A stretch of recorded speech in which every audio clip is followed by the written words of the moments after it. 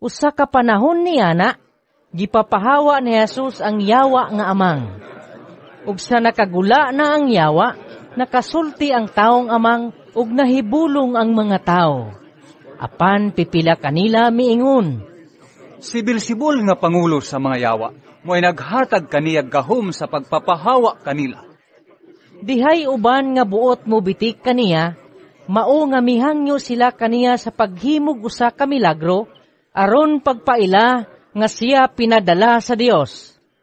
Apan nahibalo si Jesus sa ilang mga hunahuna, ug miingon siya kanila, Bisan unsang nasura nga magkabahin-bahin ug magunay pag-away, dili mulungtad og dugay.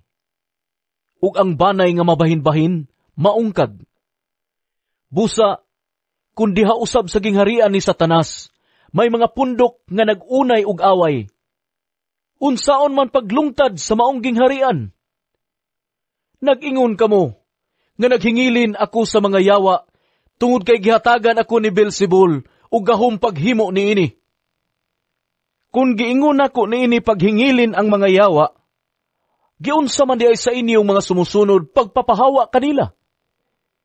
Ang inyong kaugalingong mga sumusunod, nagpaila nga sayop gayud kamo.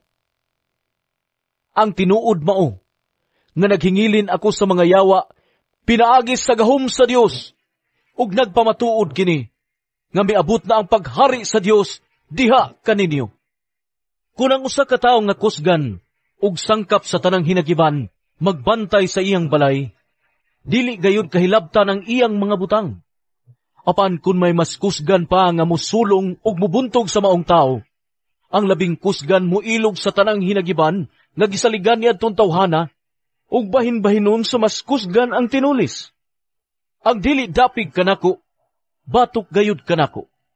Ug ang dili mutabang kanako sa pagtigom, nagpatibulaag.